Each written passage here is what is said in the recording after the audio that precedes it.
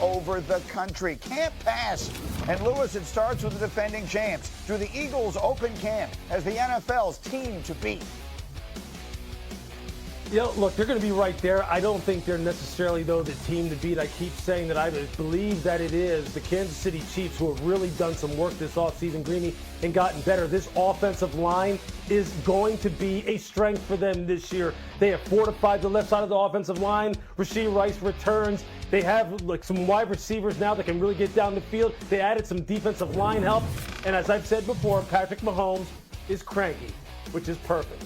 Mike T, will Dak lead the Cowboys back to the playoffs? No, Greeny, but they are going to be better. And as you mentioned yesterday, they got a lot better. They got a great new quarterback in Dak Prescott, who hopefully will be healthy. They got a point scorer in George Pickens. And most importantly, a new head coach, Brian Schottenheimer, who has a well-deserved opportunity. I just don't know defensively if they've answered enough questions to make the playoffs, but they will be better. All right, speaking of big questions, one of them got answered finally in Pittsburgh, but here's another. Lewis, is Aaron Rodgers the right fit for the Steelers?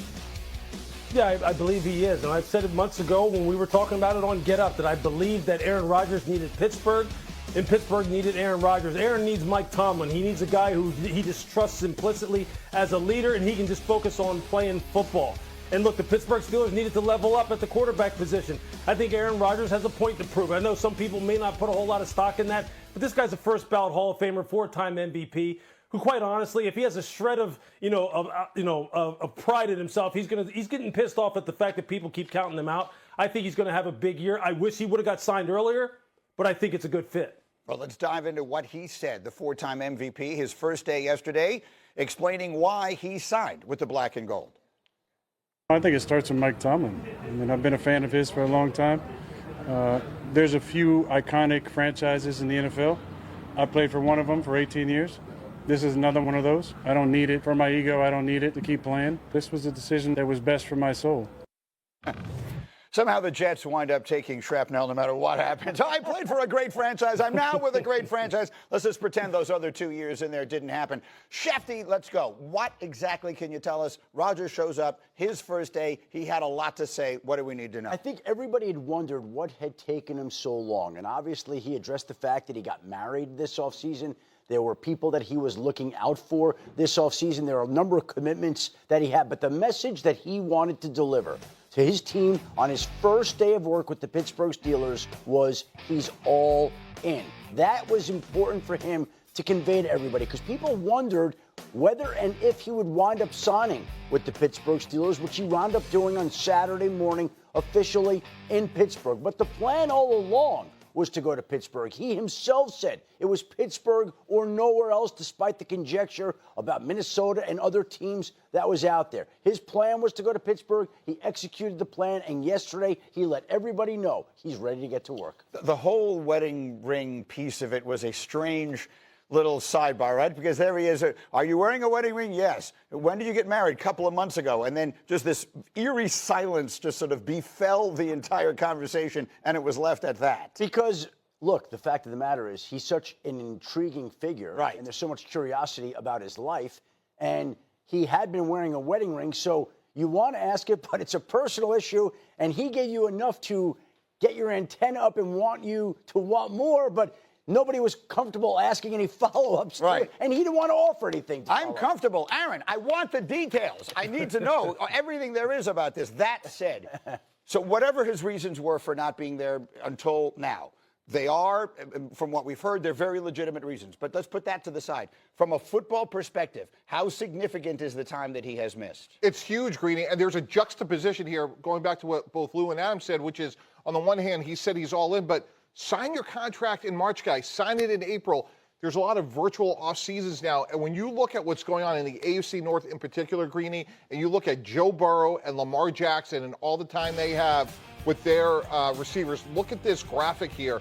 He is massively behind. There is no way that he can make up the time where they are not the third best team in the division when you think about offensive efficiency. Now, look, Pittsburgh was moribund last year in offense, so the bar is low, and this guy's an all-time great. Maybe he catches lightning in a bottle, but there's no way to me that this could be anywhere close to the offense of both either Baltimore or Cincinnati. Lewis? Yeah, look, I agree. Look, he's battling with some titans in the NFL in terms of quarterback play in Joe and Lamar. He just is, and Cleveland's going to be improved.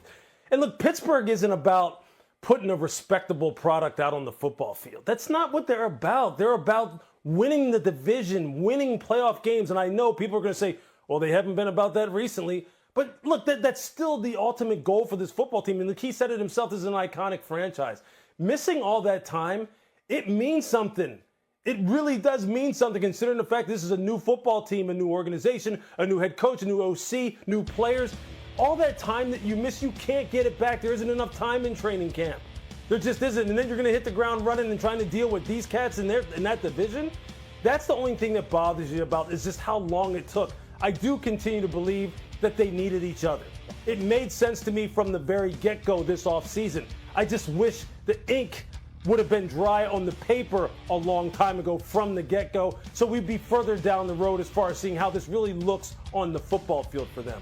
But the Steelers operated as if they knew they were going to be getting Aaron Rodgers. And Lou, that is the key point. They needed each other.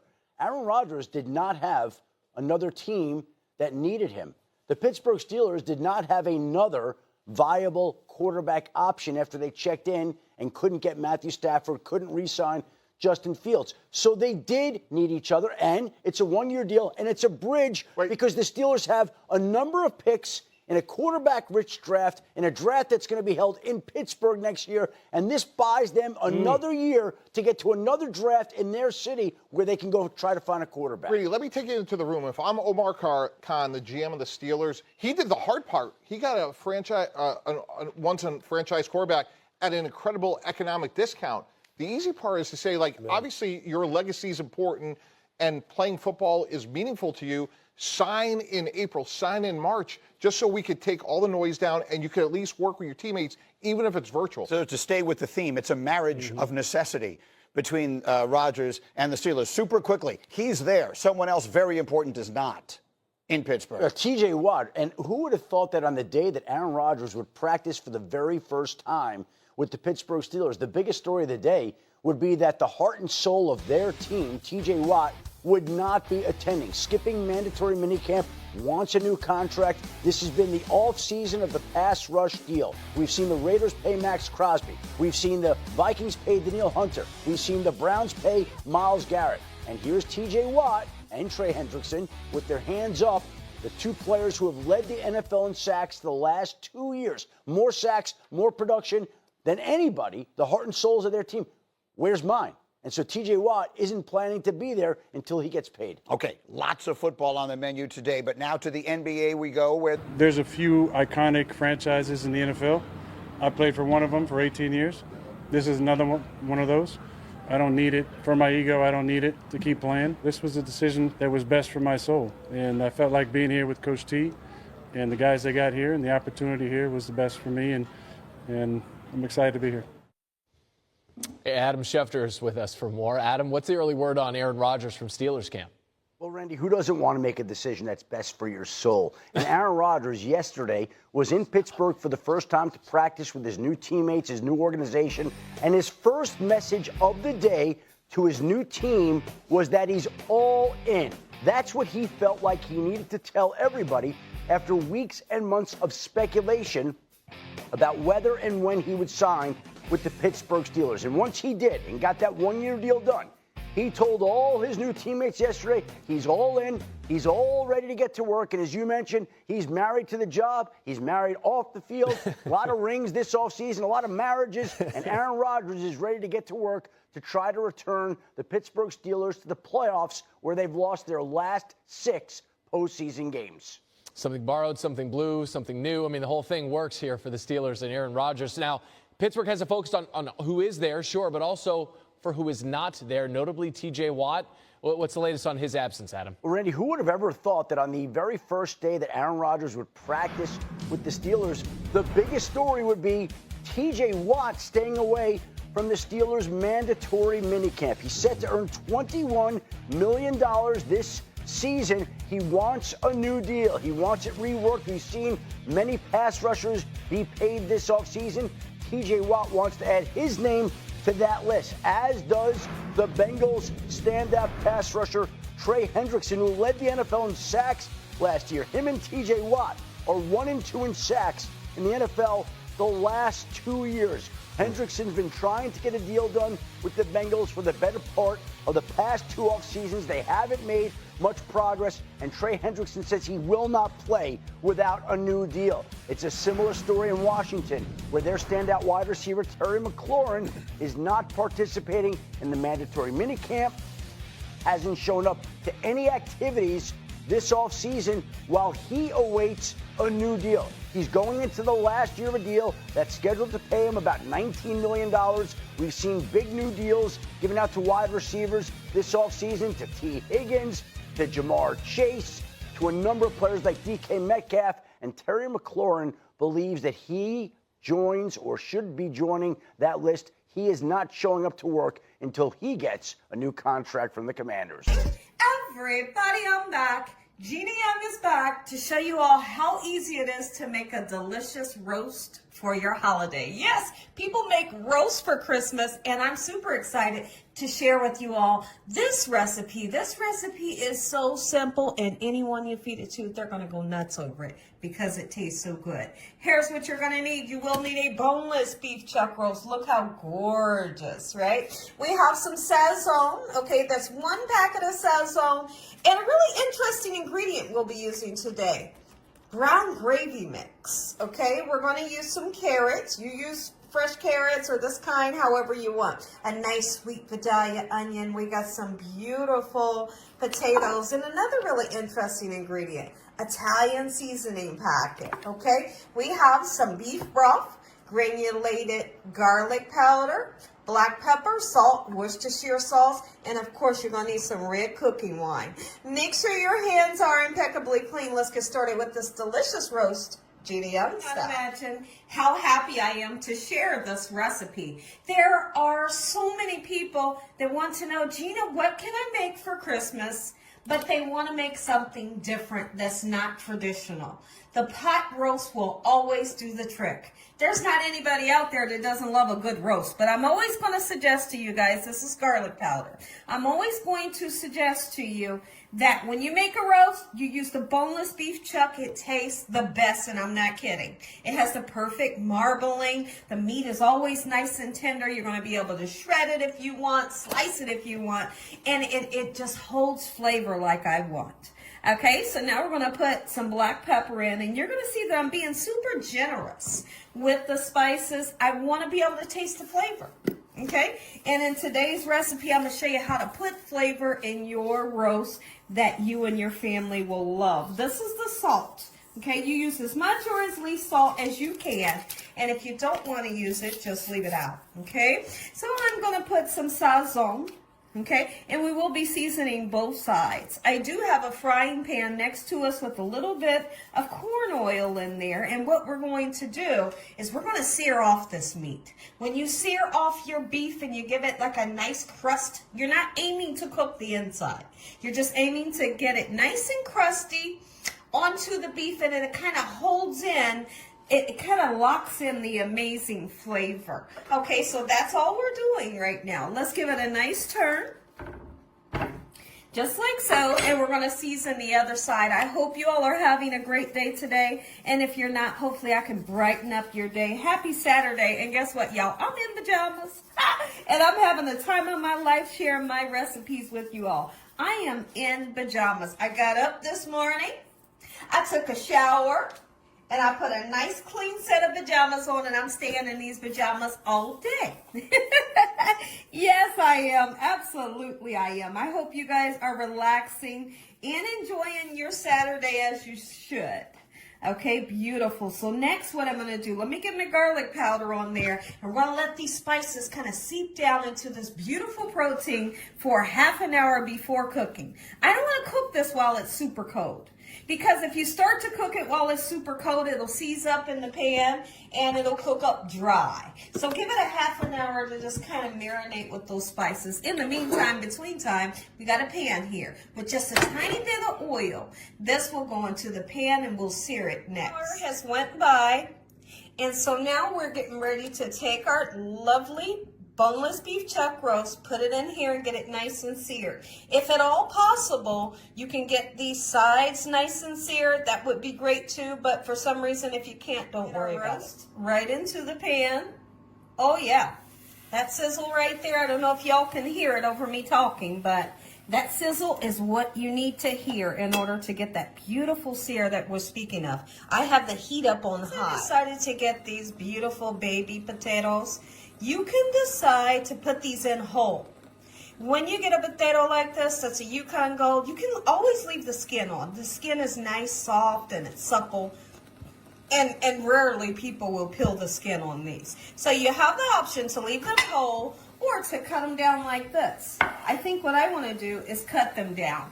Okay, so we're going to do just that. Our beef is searing up, and then we need to cut some of that nice, beautiful, sweet Vidalia onion. Okay, and I'm just going to cut that onion into quarters. Now, I'd like to also talk about a couple of ingredients that you could add to your roast to make it spectacular. If you wanted to use bell peppers, by all means you could. You could do celery. Okay, you definitely can do mushrooms. So have fun with the ingredients that you add. As you know, everybody that's familiar with me, you may or you may not know, but I'm not a fan of carrots like at all. Right? But I do feel like a pot roast, when you're making roast, if you're putting the potatoes and onions and stuff around it, you must use carrots. And I don't want to deprive people from having carrots just because I don't like them. So what I'll do, I'll go ahead and add the carrots. And then I just won't eat the carrots, right? So I love that about myself, that I'm able to do that. And I'll just say, I'll just take the carrots out, right? So I'm adding carrots, and I decide to use these kind. Plenty enough potato. Now we're going to go ahead and cut some onion.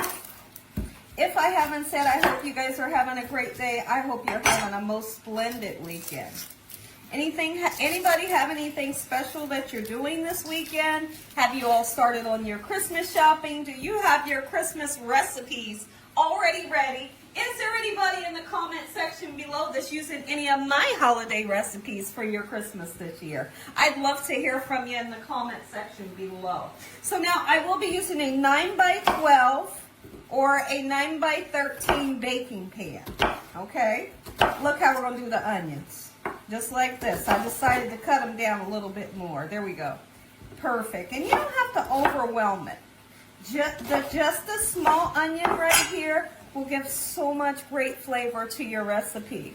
Wanted to use some fresh garlic? Absolutely, you could. What I call a nice sear. Look at that. All right, let's flip her over just like so. And then we'll lift it up so we can get the sides nice and seared. Then we're going to put everything into our pan, everything together. All the vegetables are going in. I'm going to talk about using this Italian seasoning packet and also the gravy packet. And you all can see what I'm doing to get the side nice and seared. And I'll just hold it like that just for a couple minutes. When your pan is left with all of these remnants here, all of that's flavor. Nothing is burnt. It's all flavor, okay? So what we're going to do is we're going to deglaze our pan with a lovely ingredient that's going to be our red wine. I know there's going to be a lot of people say, oh, Gina, do I have to use red wine? You don't have to. But just know if you were the person that used it, it's super delicious. But by all means, absolutely, you can leave it out. That little bit is good enough, okay? And so what we're going to do, we want to scrape up those lovely bits, and then we'll add it into our pan here that we have our roast in. That little bit is going to bring amazing flavor to your recipe. Trust me when I tell you. We do. We take it, and don't pour it on top. Just pour it into your pan, okay? Don't spill it like I did, but pour it into your pan and get all that out of the pan. It makes for easy cleanup as well with your pan. Okay, beautiful. So now what's in the bottom of that pan is a lovely goodness that you cannot take away, right? Let me grab that up that we just spilled. Okay? And so now the next thing that we're going to do, let's go ahead and add in some beautiful veggies. Okay, you just place them strategically wherever you would like. Okay, I'm just going to go around. just like this in this manner. How beautiful, my goodness. Beautiful onions. Look it, took it. Somebody's all excited. Is it you? Is your stomach a rumbling? Is your mouth watering? If so, it's okay. I don't blame you. It should be, right? Sure. All right, great. Just like this, nice and lovely. And the next thing that we're going to do is I want to add Italian seasoning dressing.